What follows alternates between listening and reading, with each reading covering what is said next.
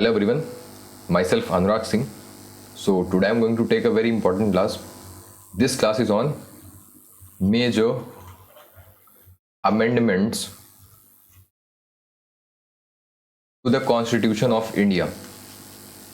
To the Constitution of India.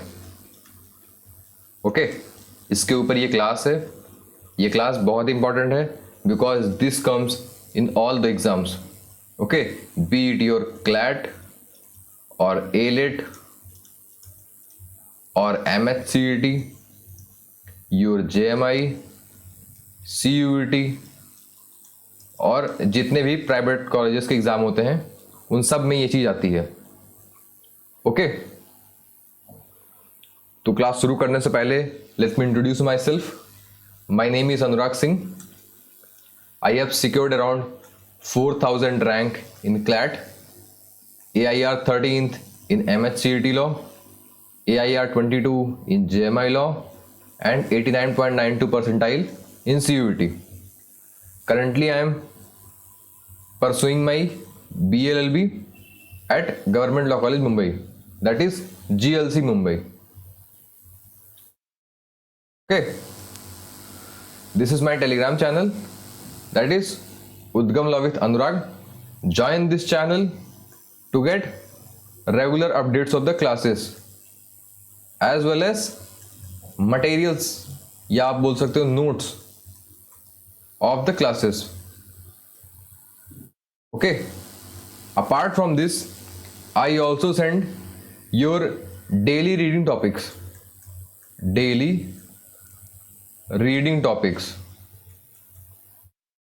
from The Hindu. Okay ये मैं आपको भेजता हूं. उसके बाद मैं भेजता हूं daily targets for your exam. अभी मैं MHCET वालों के लिए भेज रहा हूं, आगे मैं क्लैट के बच्चों के लिए और एलेट के लिए इसके लिए भी मैं करूंगा. Okay so join this channel to get all these benefits.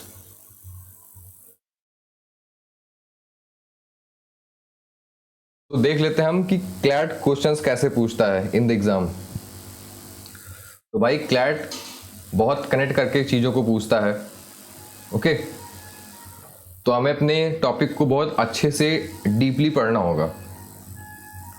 अब आप पूछ सकते हो कि कॉन्स्टिट्यूशन को वो कहाँ पूछ सकते हैं. ओके तो कॉन्स्टिट्यूशन के ऊपर वो पैसेजेस देते हैं, they can ask you in that. उसके बाद फिर ये आपसे इसको करंट में ही पूछ सकते हैं, योर करंट अफेयर्स में. ओके क्योंकि हर साल लगभग कोई ना कोई अमेंडमेंट होता है कॉन्स्टिट्यूशन में, तो वो उससे रिलेटेड चीजें पूछ सकते हैं. या आप अभी देख रहे होगे इन 2024 India will be having its elections in may. Okay so they can ask you about elections or is there any amendment related to voting or related to defection. तो ऐसी अगर चीजें पूछती होंगी तो ये सब अमेंडमेंट्स हुए इन सब में. ओके तो ये चीजें आपसे वो पूछ सकते हैं, इसलिए अमेंडमेंट्स की क्लास बहुत ज़्यादा इंपॉर्टेंट हो जाती है. और आपके जो ओलेट्स हैं उसमें तो वन लाइनर अमेंडमेंट पूछ लेते हैं. इस वजह से भी this class is very much important. Okay and one thing more I want to tell, if you like the classes then do share with your friends and subscribe the channel. Okay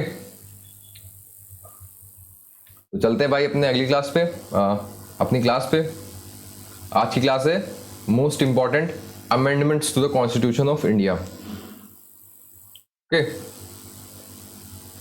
just wait a second.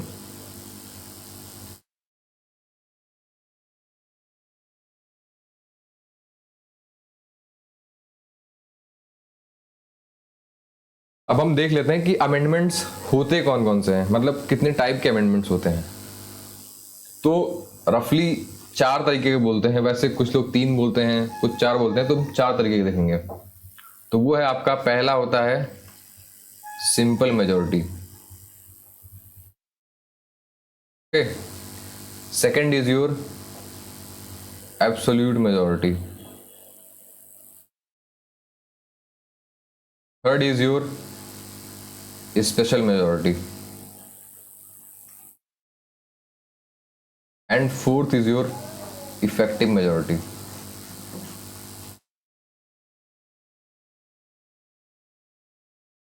Okay,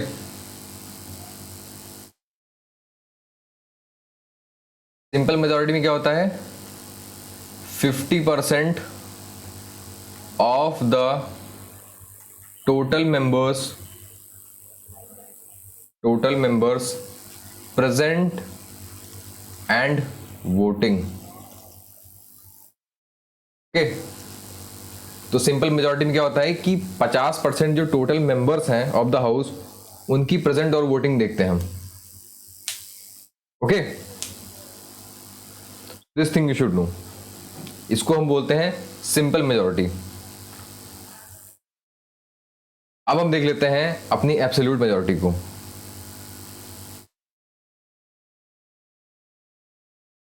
इसमें होता है more than 50% of the total strength of the house.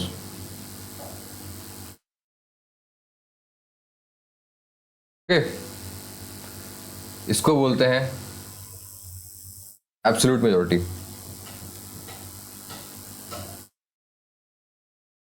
जब majority 50% से ज्यादा रहे तो बोलते हैं हम एब्सोल्यूट मेजॉरिटी। हम स्पेशल मेजॉरिटी को देखते हैं as majority of 2/3 of the total strength of the house। Okay, इसको हम स्पेशल मेजॉरिटी कहते हैं।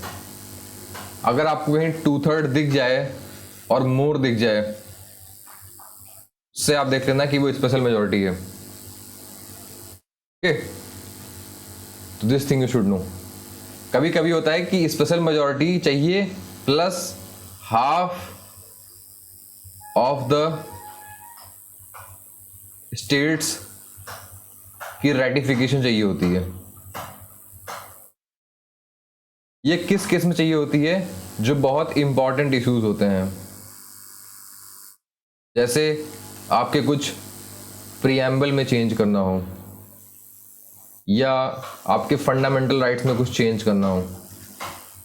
Okay, only on these issues there is a requirement of ratification by 50% of the states। Okay, इसके लिए ये चीज़ ज़रूरी होती है। आपके सिंपल मेजॉरिटी में बिल्स आते हैं, जो ऑर्डिनरी बिल्स होते हैं, योर मनी बिल टाइप की चीज़ें होती हैं, उसमें केवल सिंपल मेजॉरिटी लग के उसको पास करा दिया जाता है। ओके, तो ये चीज़ें हो गई आपकी 3 टाइप की मेजॉरिटी। अब है इफेक्टिव मेजॉरिटी। तो ये होता है more than 50% of the effective strength of the house. Effective strength of the house. Okay,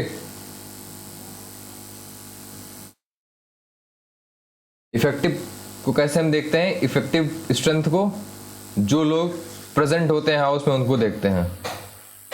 present in the house, जो मेंबर्स प्रेजेंट होते हैं उनको हम देखते हैं। तो ये हो गई हमारी कुछ मेजॉरिटीज, आपको इनको याद रखना है। Okay, they can ask. अब चलते हैं हम अपने अमेंडमेंट्स पे। भाई, आज का जो पहला अमेंडमेंट है वो है आपका first constitutional amendment of 1951। Okay, ये कब का है? ये आपका फर्स्ट कॉन्स्टिट्यूशनल अमेंडमेंट ऑफ 1951। इसमें क्या किया गया था? इसमें they added ninth schedule. Ninth schedule was added to protect the land reforms and other laws included in it from judicial review. पहले क्या होता था कि एक नाइन्थ शेड्यूल ऐड किया गया, इसके थ्रू ये कहा गया कि those laws which are put in ninth schedule on that laws judicial review can not be done. Okay, court उनका जुडिशियल रिव्यू नहीं कर सकता है। ये बात इस नाइन्थ शेड्यूल में पहले लिखी हुई थी। ओके, बट अब कोर्ट्स इसके जुडिशियल रिव्यू कर सकते हैं। Okay, so this thing you should no. और ये नाइन्थ शेड्यूल लाया क्यों गया था? Because government was doing radical reforms, और उनको बहुत बड़े लेवल पे गवर्नमेंट रिफॉर्म्स कर रही थी, तो उनको लॉस को अगर प्रोटेक्ट करना था तो उन्हें एक शेड्यूल बनाया, और जो थोड़े से कंट्रोवर्शियल लॉस होते थे उनको इसमें डाल दिया, ताकि इसका जुडिशियल रिव्यू ना हो सके बाय कोर्ट्स, और ऐसे लॉस आगे चलते रहेंगे। Okay, so this thing you should no. इसमें कुछ और चीजें आई थी, तो वो है आपका empowerment of the state to make special provisions for the advancement of socially and economically backward classes. Okay, so this thing you should know. Next is added 3 more grounds of restriction on freedom of speech and expression। आपकी जो freedom of speech and expression है under article 19, उसके under 3 और restrictions को add किया गया था। वो कौन कौन से हैं? तो पहला है आपका पब्लिक ऑर्डर, दूसरा है friendly relation with foreign states, and third is incitement to any offence. अगर ये चीजें आप करोगे तो आपको डिटेन कर लिया जाएगा, इसमें ये बात कही गई थी, और you can say that restrictions were imposed. Okay, तो आप इसको याद कर लो, इंपॉर्टेंट है भाई, याद कर लेना इसको।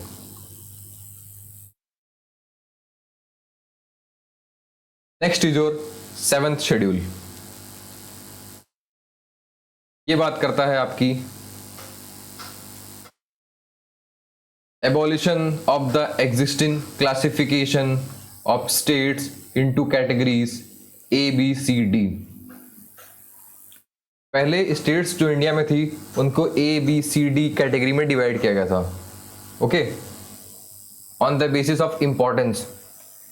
पर ये जब इस एक्ट के अमेंडमेंट होने के बाद इसमें ये कहा गया कि अब इंडिया में 14 स्टेट्स हैं और 6 यूनियन टेरिटरीज हैं। आपको पता होगा कि 1956 में स्टेट रीऑर्गेनाइजेशन एक्ट आया था, रीऑर्गेनाइजेशन एक्ट। ये भी आपसे वो पूछ सकते हैं कि ये किस ईयर में आया था। So this came in 1956। Okay, तो ये चीजें आप याद रखिए। इसमें एक और चीज की गई थी, वो था आपका extension of the jurisdiction of high courts to union territories and establishment of a common high court for 2 or more states। आपने देखा होगा कि कभी कभी 2-3 स्टेट्स का एक ही केवल हाई कोर्ट होता है, तो वो कैसे हो पाया? वो हो पाया इस अमेंडमेंट की वजह से। फॉर एग्जाम्पल, आपका जो गुवाहाटी हाई कोर्ट है, गुवाहाटी हाई कोर्ट है, या आपका जो केरला में हाई कोर्ट है जो कोच्चि में है, इधर आपका जो बॉम्बे हाई कोर्ट है, इनके अंडर ज़्यादा ज्यूरिसडिक्शंस हैं। गुवाहाटी हाई कोर्ट में इनफैक्ट 4 स्टेट्स की आती हैं। ओके, तो जो बढ़ाया गया था वो इसी अमेंडमेंट के थ्रू बढ़ाया गया था ज्यूरिसडिक्शन, समझे आप? सो this thing you should no. Your next is provided for the appointment of additional and acting judges of the High Court. Next is your modification to the list relating to the acquisition and requisition of property in the 7th schedule of Constitution. 7th schedule किसकी बात करता है? It talks about your list, या आप बोल सकते हो कि the fields in which central government can make laws, state government can make laws और both the governments can make laws. तो उसकी लिस्ट को मॉडिफाई किया गया था, समझे आप? तो this thing you should no, ये इंपॉर्टेंट है, आपके एग्जाम में ये आ चुका है। This is a PYQ your 1951 also. ये फर्स्ट अमेंडमेंट था, 9th शेड्यूल इसमें आया था, तो ये भी इंपॉर्टेंट है। And your freedom of speech and expression news में हमेशा रहता है, इसलिए इसको भी आप याद करिएगा, समझे आप? अब चल लेते हैं भाई अपने 10th कॉन्स्टिट्यूशनल अमेंडमेंट 1961। इसमें क्या हुआ था? Incorporation of Dadra and Nagar Haveli in the union in order to enable president to make regulations for the peace, progress and good governance of the territory. Okay, so this thing you should know.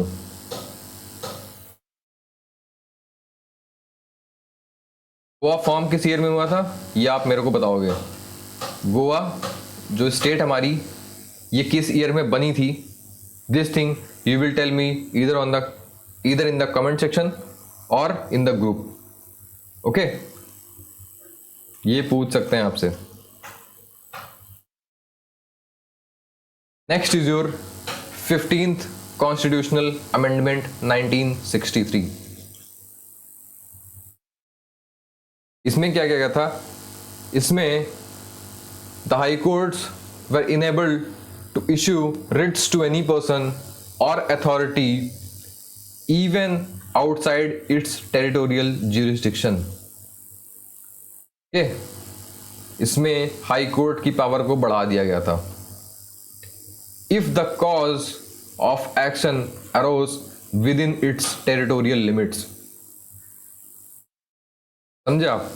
अगर cause of action आपकी territory में हुआ है और वो person बाहर चला गया है, तब भी हाई कोर्ट्स के पास पावर है कि वो रिट इश्यू कर सकती हैं। ओके, तो ये बात आपकी 15th कॉन्स्टिट्यूशन के अमेंडमेंट के थ्रू आई थी। और इसमें ये चीज की किया गया था कि increase in the retirement age of high court जजेस, ये 2 साल से बढ़ा दिया गया था। मतलब नाउ हाई कोर्ट जजेस हैव 62 ईयर्स। ओके, इनकी रिटायरमेंट एज 62 ईयर्स हो गई है। ये एक PYQ है, आपको मैं पहले बता दे रहा हूं, this is a PYQ, you should know. Next is your provision for appointment of retired जजेस of the high court as acting जजेस ऑफ द सेम कोर्ट्स। कभी कभी आप देखते होंगे कि जो रिटायर्ड जजेस होते हैं उनको भी कोर्ट रखता है अपने पास, क्योंकि उस टाइम पे क्या होता है कि अपॉइंटमेंट नहीं हुई रहती हैं। ओके, तो इस वजह से। Next is your provided compensatory allowance to judges who are transferred from one high court to another. And the last is enabling the retired judges of high court to act as an ad hoc judge of the Supreme Court. जो high court के retired जज हैं उनको ad hoc जज बनाया जा सकता है ऑफ सुप्रीम कोर्ट। ये भी जो चेंज लाया गया था, this came through 15th constitutional amendment 1963। Okay, तो ये इंपॉर्टेंट है आपके लिए। Next is your 24th constitutional amendment 1971। इसमें क्या गया था? इसमें क्या गया था? Affirmation of powers of parliament to amend any part of the constitution including fundamental rights. Okay, ये बहुत इंपॉर्टेंट है, आ सकता है एग्जाम में कि किस आर्टिकल के थ्रू या किस अमेंडमेंट के through this was said that parliament has power to amend any part of the constitution including your fundamental rights. Okay, तो this came through 24th constitutional amendment of 1971। And the second most important is it was made compulsory for the president to give his assent to the constitutional amendment bill। ये भी कहा गया था कि अगर कोई भी कॉन्स्टिट्यूशनल बिल अगर प्रेसिडेंट को भेजा गया है तो वो कंपल्सरीली उसको असेंट देंगे। वो ये नहीं कह सकते कि I will not give assent to the bill और they can not keep the bill for the recommendation of the supreme courts और एनी अदर कोर्ट्स। ओके, उनको कंपल्सरीली उसको असेंट देना है, समझे आप? तो ये भी बहुत ही ज़्यादा आप कह सकते हो हार्श था, बट इस टाइम पर इंदिरा गांधी की गवर्नमेंट थी तो इन्होंने ऐसे चेंजेस किए थे। ओके, आपको पता होना चाहिए 1971 में इंदिरा गांधी की गवर्नमेंट थी, इन्होंने बहुत ज़्यादा चेंजेस किए थे कॉन्स्टिट्यूशन में। तो इस वजह से आप इन चीज़ों को याद करिएगा, बिकॉज ये आगे चल के चेंज हुए हैं, समझे आप? तो this thing you should know. अगली जो बात बोली गई थी, the act seeks to amend Article 13 of the Constitution to make it inapplicable to any amendments of the Constitution under Article 368। ये एक बहुत बड़ा कॉन्सेप्ट है, ये एक बड़ा कॉन्सेप्ट है। इसको अगर आपको डीप में पढ़ना होगा तो मैं बाद में जब आर्टिकल 13 और आर्टिकल 368 एक साथ पढ़ाऊंगा तो आपको बताऊंगा, ओके, कि ऐसा क्यों किया गया था। फिलहाल आप अभी ये जान लो कि 1971 के अमेंडमेंट में ये कहा गया था कि जो भी अमेंडमेंट हुआ रहेगा वो एप्लीकेबल नहीं होगा।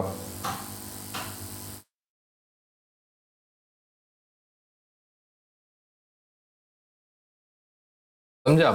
The act seeks to amend article 13 to make it inapplicable to any amendments of the constitution under article 368। मतलब जुडिशियल रिव्यू का सीन है, समझे आप? तो ये चीज आप याद रखिए। अगला है 26th कॉन्स्टिट्यूशनल अमेंडमेंट 1971। इसमें क्या कहा गया था?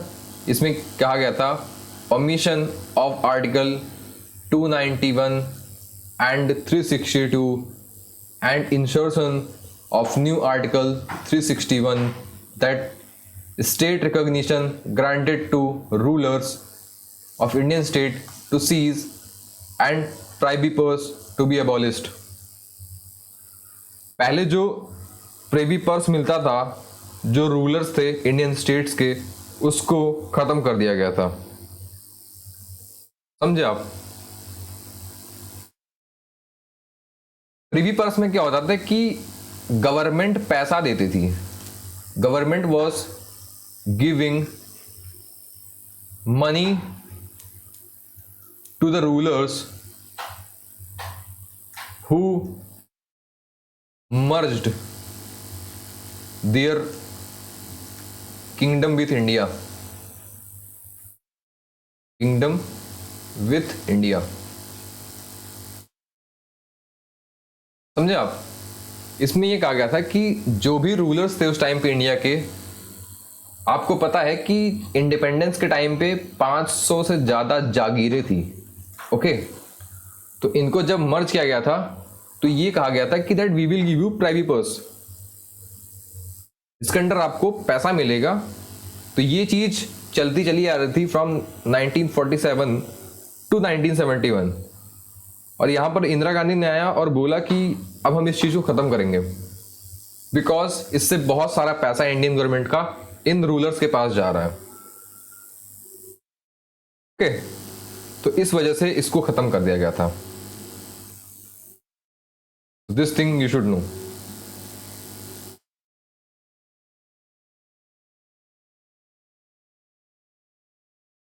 Next is your 38th constitutional amendment of 1975। इसमें कहा गया था the emergency was declared non justiciable by president of India. ये बात कही गई थी आपकी 38th कॉन्स्टिट्यूशनल अमेंडमेंट में।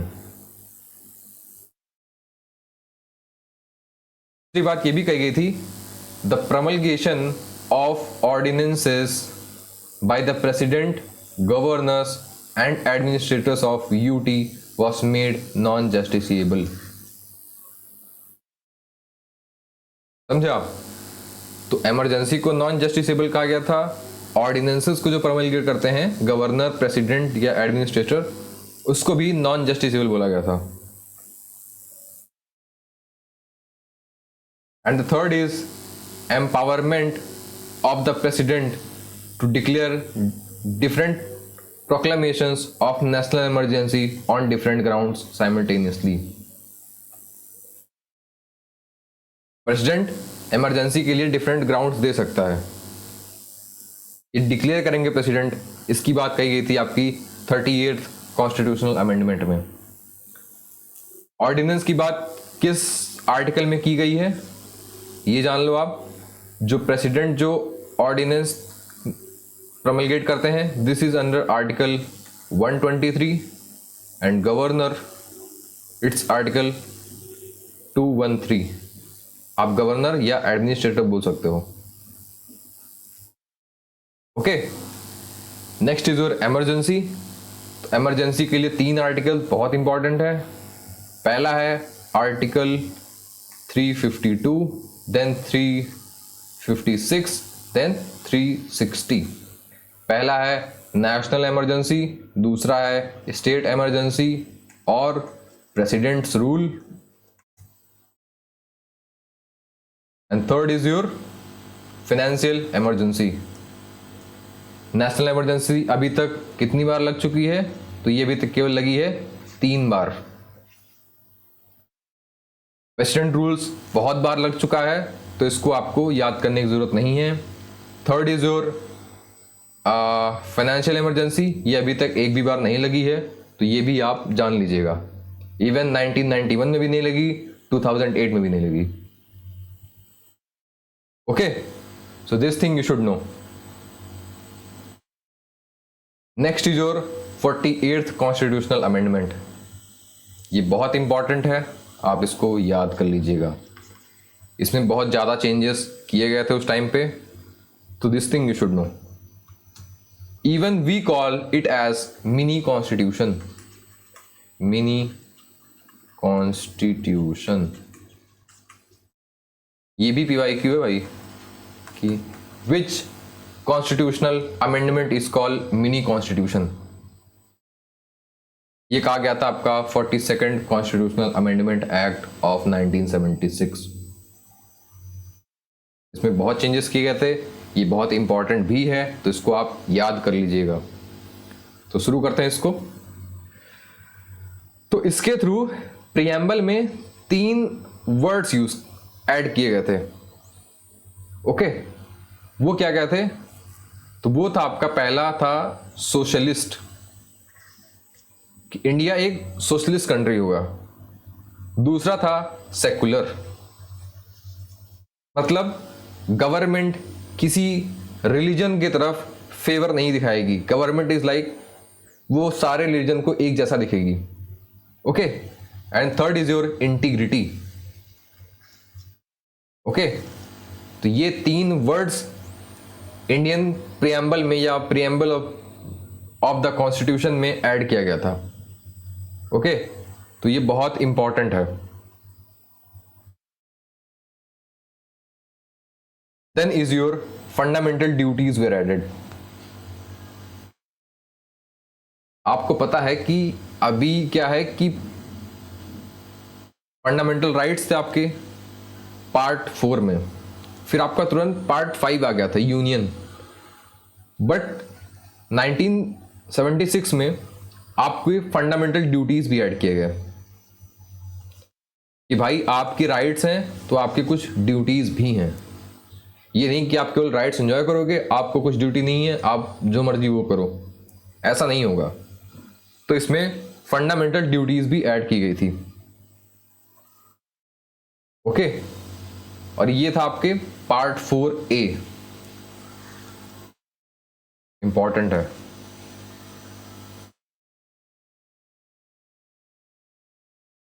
इसमें एक बात और ऐड की गई थी, इसमें ये कहा गया था कि president shall act in accordance with the advice of council of ministers in discharge of his functions under article 74। इसमें यह बोल दिया गया था कि president will act according to the advice of the council of ministers. समझे आप? President जो भी अपने फंक्शन करेगा वो एडवाइस लेके ही करेगा। जो मिनिस्टर्स बैठते हैं, कैबिनेट जो जिसको बोलते हैं हम, काउंसिल ऑफ मिनिस्टर्स जिसको बोलते हैं हम, उनके एडवाइस पे ही काम करेगा प्रेसिडेंट ऑफ इंडिया। ये बात कही गई थी आपके 42nd कॉन्स्टिट्यूशनल अमेंडमेंट में। Okay, so this thing you should know. Next आपका provided provision for administrative tribunals and tribunals for others matters. Part 14A add किया गया था। मैंने आपको पढ़ाया है ना पार्ट 14A, एडमिनिस्ट्रेटिव ट्राइब्यूनल्स और अदर ट्राइब्यूनल्स के बारे में, वो इसी में ऐड किया गया था। इसका आर्टिकल है आर्टिकल 323A एंड 323B। याद कर लेना भाई, ये PYQ है। प्रेसिडेंट का पावर वाला ये भी PYQ है, फंडामेंटल ड्यूटीज ये भी PYQ है, और पहला तो PYQ है ही। ओके, तो this thing you should know. अगला है maintenance of states in Lok Sabha, maintenance of seat in Lok Sabha and state legislative assemblies on the basis of 1971 census till 2001। तो जितनी भी लोकसभा में सीटें हैं या आपके विधानसभा जिसको बोलते हैं लेजिस्लेटिव असेंबलीज, तो उनमें जो सीटें हैं वो 1971 में जो सेंसस हुआ था उसके बेसिस पे हैं। और उस टाइम ये कहा गया था कि ये ऐसे ही 2001 तक रहेंगी। समझ रहे हो आप? इसकी बात इस कॉन्स्टिट्यूशनल अमेंडमेंट में की गई थी। और फिर ये कहा गया था कि 2001 में फिर से चेंजेस किए जाएंगे, सेंसस किया जाएगा, उसके बाद एक दूसरा डेट रखा जाएगा या दूसरा ईयर रखा जाएगा, उस ईयर पर फिर आगे सीटें बढ़ेंगी या घटेंगी। समझे आप? तो ये चीजें आपको जाननी है। इसमें और क्या अमेंडमेंट हुआ था? ये कहा गया था कि constitutional amendments were made beyond judicial scrutiny, कि जुडिशियल रिव्यू नहीं किया जा सकता। इसमें और क्या किया गया था इंपॉर्टेंट? ये PYQ है। Tenure of Lok Sabha and state legislative assemblies were raised from 5 to 6 years। अच्छा, अभी आप देख रहे हो कि मोदी जी की सरकार 5 साल के बाद खत्म होगी, पर इसमें तो ये कहा गया है कि 5 साल से लेकर 6 साल तक कर दी गई थी लोकसभा की टेन्योर। तो उस टाइम पे भाई इंदिरा गांधी की गवर्नमेंट थी, इमरजेंसी वॉज इम्पोज्ड, उन्होंने अपने मन के चेंजेस किए थे। समझे आप? लेकिन बाद में इसको चेंज करके फिर से 5 साल कर दिया गया था। समझे आप? तो आपसे ये पीवाईक्यू में पूछा गया था कि in which constitutional amendment Lok Sabha tenure was increased. Okay, so this thing you should know. Next is your, just wait a second.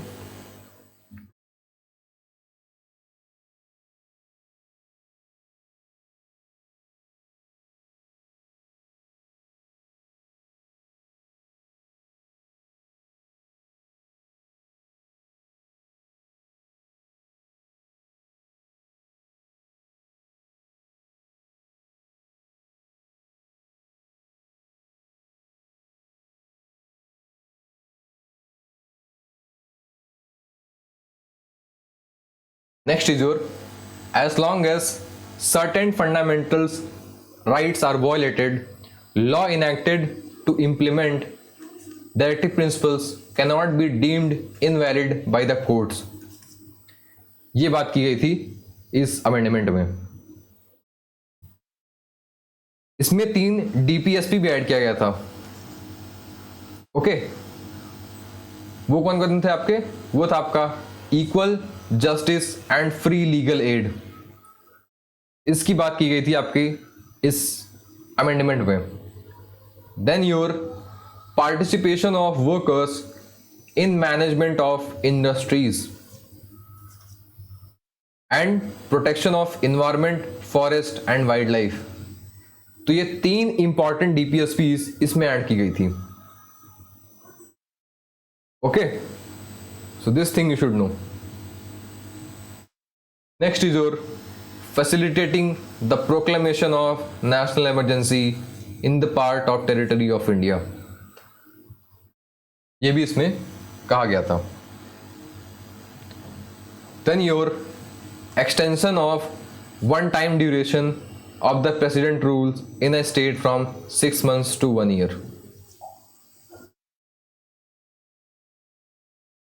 आपको पता होगा कि अभी जो प्रेसिडेंट रूल लगता है वो 6-6 महीने पे लगता है, पर इसमें ये कर दिया था कि 1 साल के लिए सीधा.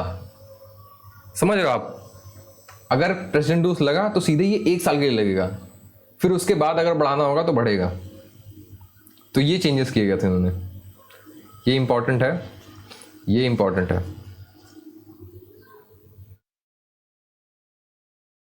फिर क्या है भाई? 5 subjects including education, forest, wildlife, bird protection, with measurement of administrative justice, organization of all courts, aside from the Supreme Court and High Court, were removed from the state list to concurrent list. List आपको पता है ना, मैंने आपको बताया अभी कि list क्या होता है. लिस्ट होता है कि आपका ज्यूरिसडिक्शन या आपकी जो रूल मेकिंग पावर है सेंट्रल गवर्नमेंट की और स्टेट गवर्नमेंट की, वो कैसे काम करेगी, किसके पास रहेगी. तो एजुकेशन भाई अभी क्या है कि एजुकेशन सेंटर के पास भी है और स्टेट के पास भी है ना.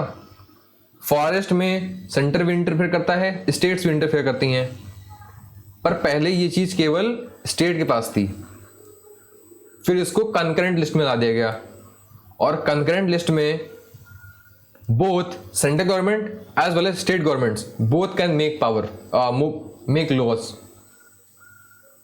समझे आप? तो ये सारी चीजें बहुत इंपॉर्टेंट थी कि ये सारी चीजों को आप कंकरेंट लिस्ट में डाल दिया गया था. सो this thing you should no. State की जो पावर सबसे बेस्ट जो आप बोलते हो कि किससे दिखती है, तो वो दिखती है पुलिस से. पुलिस स्टेट के अंडर होती है. समझे आप? सो this thing you should know. अगला जो इंपॉर्टेंट है वो है establishment of all India judicial services.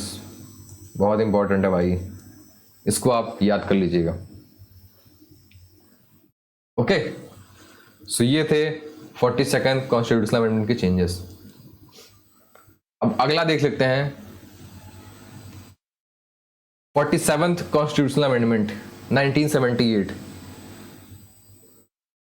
यहां पर आपको एक चीज जाननी होगी कि जब 42nd कॉन्स्टिट्यूशनल अमेंडमेंट हुआ था 42nd कॉन्स्टिट्यूशनल अमेंडमेंट। इस टाइम पर इंदिरा गांधी की गवर्नमेंट थी, इंदिरा गांधी की, और इमरजेंसी लगी हुई थी। लेकिन 44th जब हुआ था तो ये ईयर था आपका 1978, और उस टाइम पर जनता पार्टी की सरकार थी, मोरारजी देसाई की सरकार थी, मोरारजी देसाई की सरकार थी। ओके, जनता पार्टी। तो इन्होंने देखा इमरजेंसी के टाइम पर जनता पार्टी के बहुत सारे लीडर्स अरेस्ट हुए थे। ओके, सबको 1 साल के लिए जेल में डाल दिया गया था, 1 साल 2 साल के लिए जेल में डाल दिया। तो जब इमरजेंसी खत्म हुई और ये लीडर्स बाहर आए तो बहुत ज़्यादा आक्रोश था जनता के अंदर, जनता के मन में। ओके, सबकी फंडामेंटल राइट्स ले लिया आपने, बहुत ज़्यादा सप्रेशन हुआ, बहुत सारी चीज़ें की इन्होंने। तो इस वजह से जनता ने गवर्नमेंट का चेंज किया। ओके, साइलेंट चेंज इसको बोल सकते हैं हम, बाई वोटिंग। तो जब चेंज हुआ तो जनता पार्टी ने जब पावर में आई तो इन्होंने देखा कि जो इंदिरा गांधी ने मनमानी चेंजेस किए थे 42nd कॉन्स्टिट्यूशनल अमेंडमेंट में, उसको फिर से उन्होंने चेंज किया। ओके, तो आप बोल सकते हो कि 44th कॉन्स्टिट्यूशनल अमेंडमेंट में एक करेक्टिव मेजर लिया गया था। क्या बोल सकते हो आप?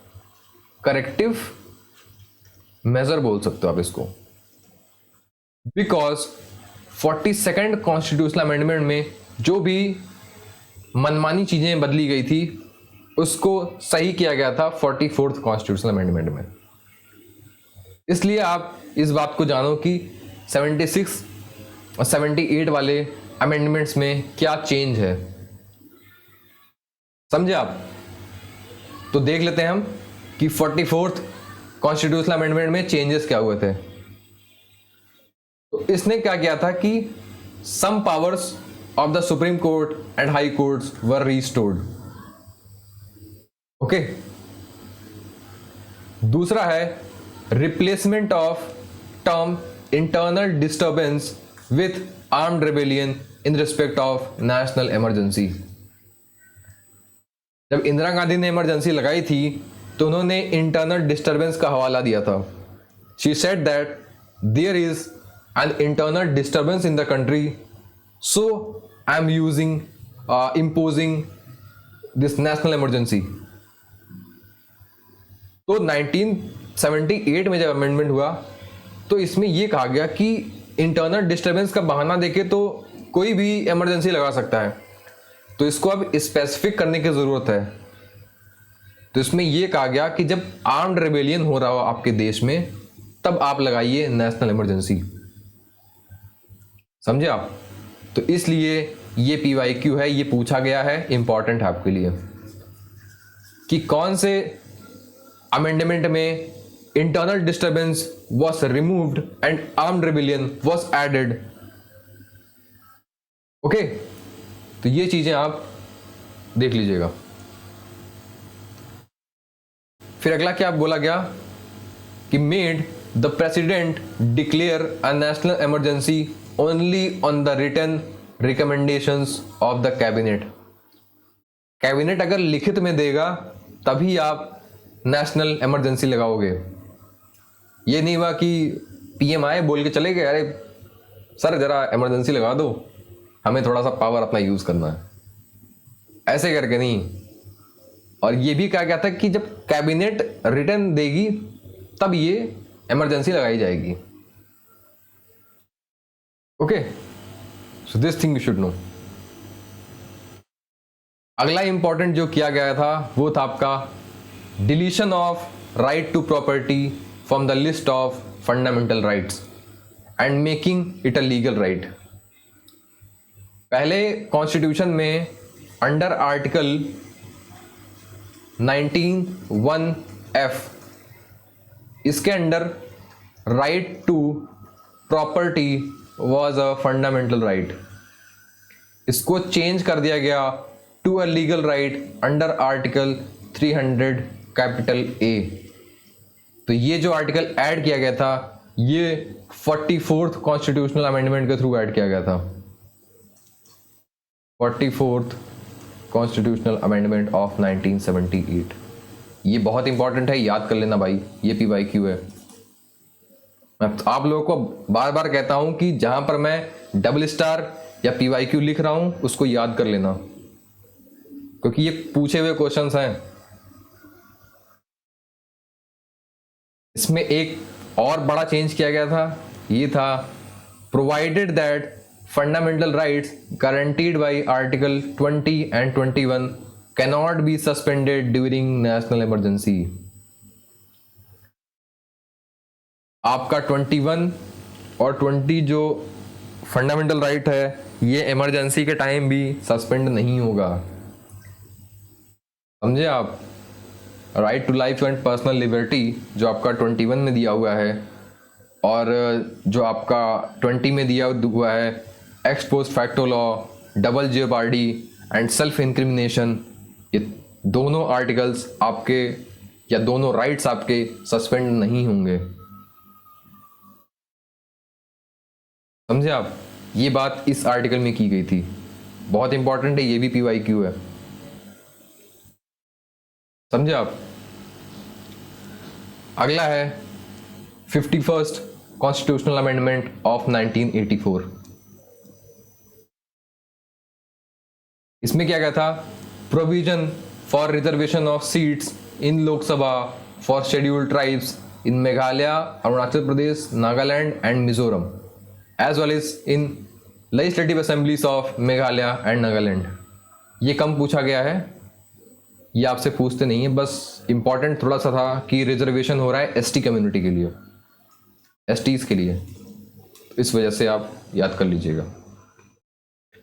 Next is your 52nd constitutional amendment 1985। ये इंपॉर्टेंट है, ये PYQ भी है।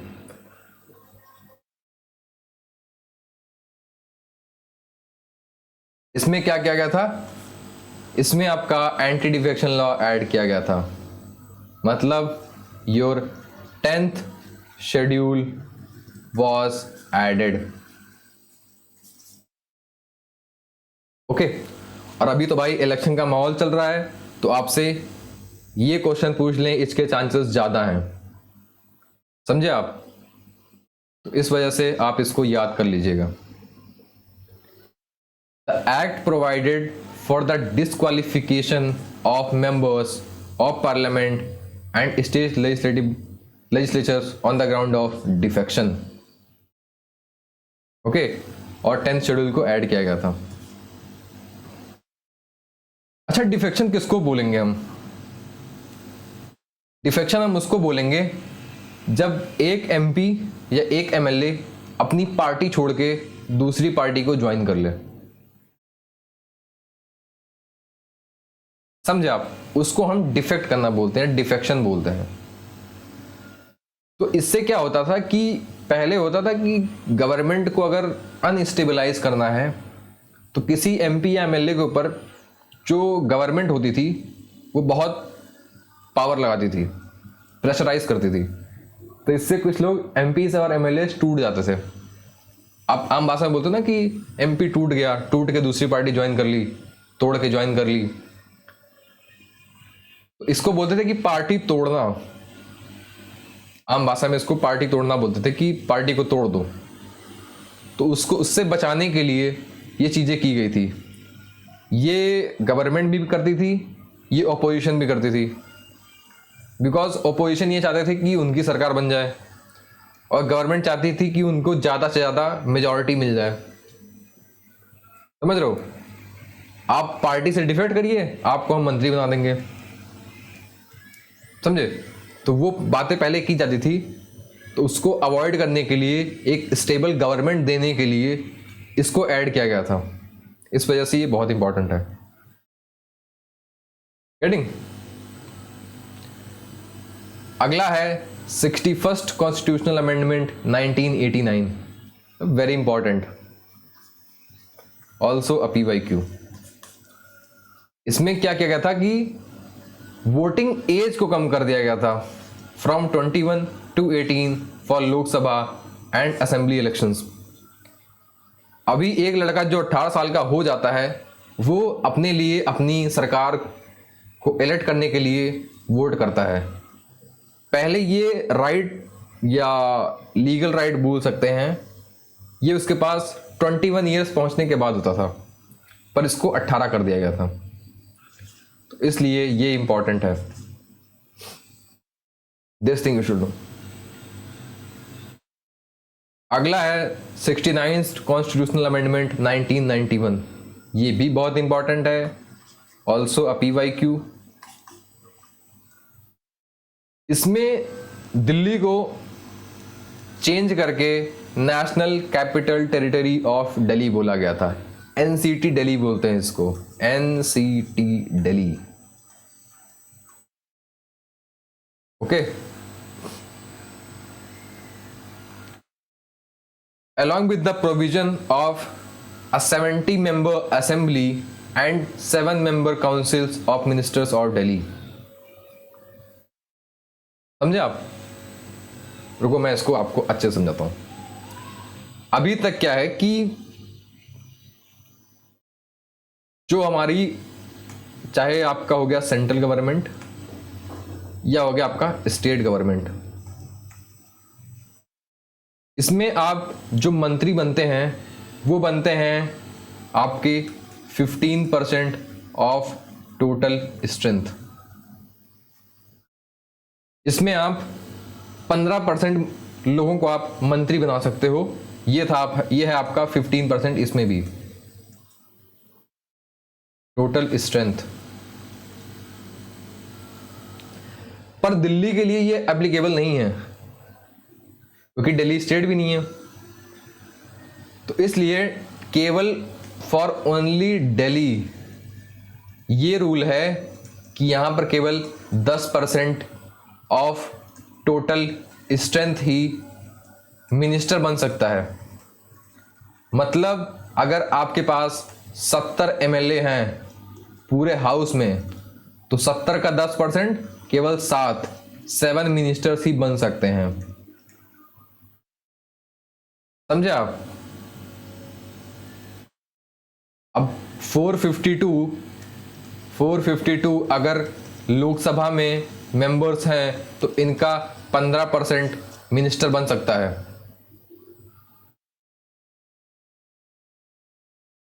समझे आप? तो ये बात इस आर्टिकल में बोली गई थी।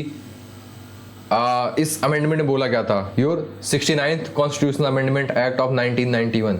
ये बहुत इंपॉर्टेंट है। हमारे अरविंद केजरीवाल जी, आप सबके प्रिय, आपके प्रिय इस समय जेल में है। ओके, तो आपसे पूछ सकते हैं कि भाई दिल्ली से रिलेटेड है, वो कहते हैं हमें काम नहीं करने दिया जा रहा है, तो आप इसको याद कर लीजिएगा। Okay,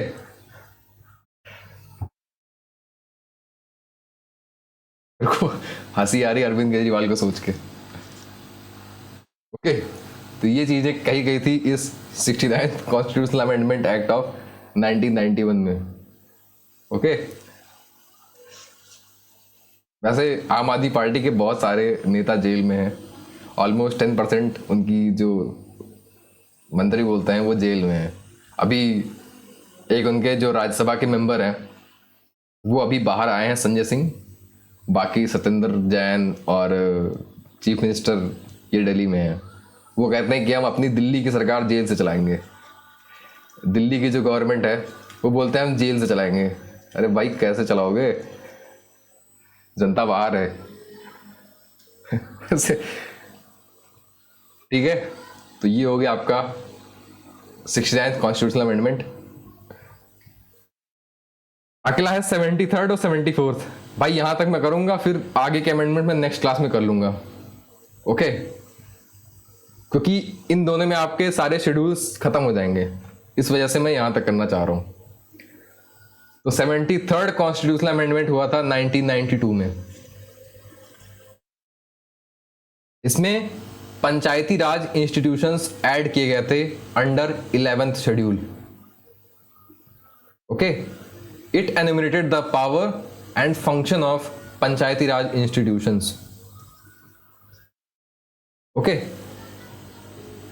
and provisions for a 3-year model of Panchayati Raj, reservation of seats for SC STs in proportion to their population and 1/3 reservation for seats of women granted. 33% जो रिजर्वेशन था फॉर वुमेन्स इन पंचायती राज, ये कब आया था आपका? ये 1992 में आया था। समझ रहे हो आप कितने साल पहले आ गया था? पर ये चीज सेंट्रल में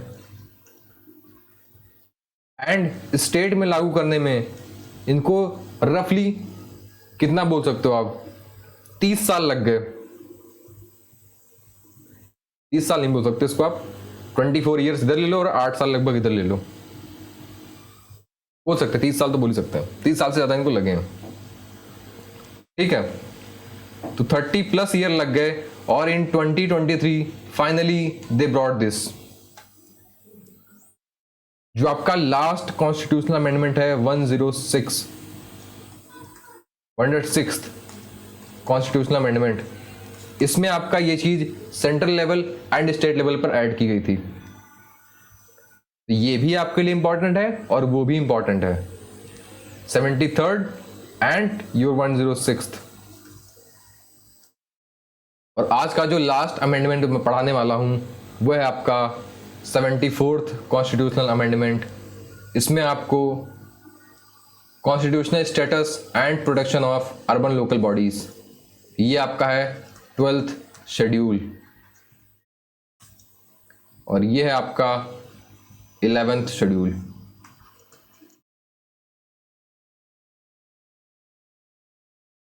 So this makes your 12 schedules of your constitution.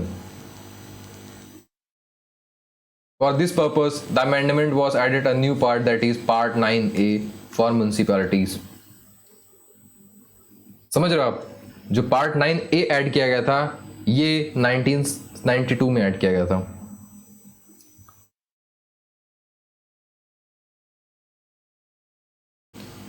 और इसमें 18 फंक्शनिंग आइटम्स थे इसके under. Okay, so this was all for today's class. If you have any doubts, any query, so you can DM me on Telegram channel. ये है आपका उद्गम law with अनुराग, इसके description में जाना, वहां से आप मुझे DM कर देना। If you like then do join this telegram channel, और भाई यूट्यूब को चैनल को do share and subscribe. Okay, ये सारी चीजें आप करो। This was all for the class, thank you and have a very nice day, Tata.